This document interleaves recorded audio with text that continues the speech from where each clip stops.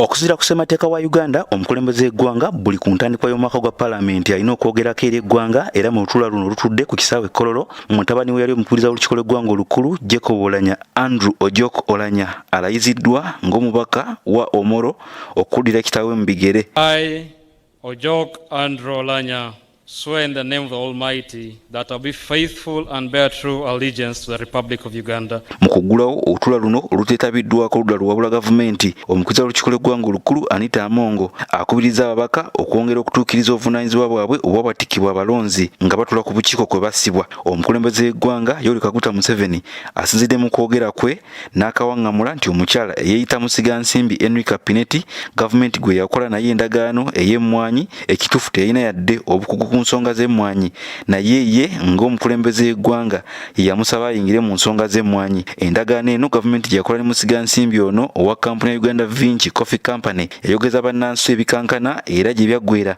nga paalamenti esembye esazibwemu kubanga teyagoberera amateeka ga Uganda. Museveni asinzidde mu kwogera kwe okutongolera eggwanga n'agamba nti omukyalo ono Enrica Pineti ye obukugu bwe buli mu bintu birala ng'okuzimba amalwaliro, naye eby'emmwanyi ye nga Museveni yabimusaamu agenda amuzuulira akatale. Recently we witnessed the mishandling of the Coffee Valley addition effort here in the parliament. Uganda has made these gigantic steps, such obstructions notwithstanding. Museveni yeewunyiza nti ku bumbi bwa dola za Amerika ebinamu 6 eziva mu mmwanyi katale k'ensi yonna, kyokka ensi ezirima emmwanyi zifunako obumbi bwa dola 25 bwokka, ng'endala bakayungirizi mu mawanga amalala n'abagatta omutindo ku mmwanyi be bazifuna kyali tasobola kukkiriza. N'asalawo okuleeta Pineti. Kati ono ategeeza nti mu kiseera ekitali kyawala wakusinkana n'abali mu busuubuzi bw'emmwanyi ssaako abakwatibwako abanyonyole ku nsonga zino ez'emmwanyi ne Pineti. Ku miwendo gy'ebintu egirinnya obuteesalako, omukulembeze w'eggwanga talina kyakuddamu kikwatibwako kyawadde okuggyako okwogerezeganya n'abakulembeze okuli owa Russia ne Ukraine ezivudde ku kalumanywera ono. I'm in touch with all these wonderful people. I'm glad H.E. Biden is going to Saudi Arabia to meet the Crown Prince to get OPEC to pump more petroleum out of the ground. That would definitely help. Also, the chairperson of the African Union, His Excellency Macky Sall, met His Excellency Putin in Sochi, Russia, to ask him to assist in getting the wheat of Ukraine out of the ports of Odessa. And he has also talked to the Europeans to stop sanctioning wheat from Russia and fertilizers because Africa needs them. Museveni azzeemu okukomba kw'erima ku ky'okuggyawo emisolo ku bintu ebirinnya obuteesalako nti waliwo pulojekiti za gavumenti ezisobola okuyimirira naddala enguudo singa emisolo gino ginaayimirira. Cutting taxes or subsidizing means taking money away from the planned projects and putting it in consumption of fuel, bread, etc. Let us maintain our momentum of development. The high commodity prices will be solved in other ways.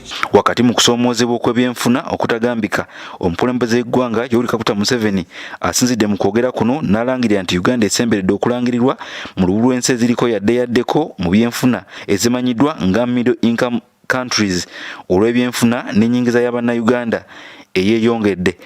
This means that the GDP per capita is now $1,046.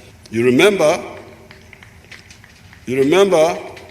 the entrance points for the lower, the entrance point, not points, the entrance point for the lower middle income status is US dollars 1,036. We have now passed that figure. Congratulations. Museveni agambye nti NRM ku misingi kwe yazimbibwa kwaliko omusingi ogw'okuzimba ebyenfuna by'eggwanga ebigumivu era otuukidde olwaleero ng'ennyingiza y'abannansi yeeyongedde nga buli munnansi ayingiza obukadde 3.9 buli mwaka okuva ku bukadde 3.8. Mu mwaka gwa paalamenti n'e11 ogusoose amateeka 23 ge gayisiddwa nga 3 gakyali mu bubage, alipoota 31 ze ziyisiddwa, so nga omwaka ogujja amateeka 62 gavumenti geesuubira okuleeta nga mulimu n'ennongoseza mu tteeka ly'ettaka ery'obutujju n'amateeka amalala. Yuda Musisi, BBSKATI, Ageesigika.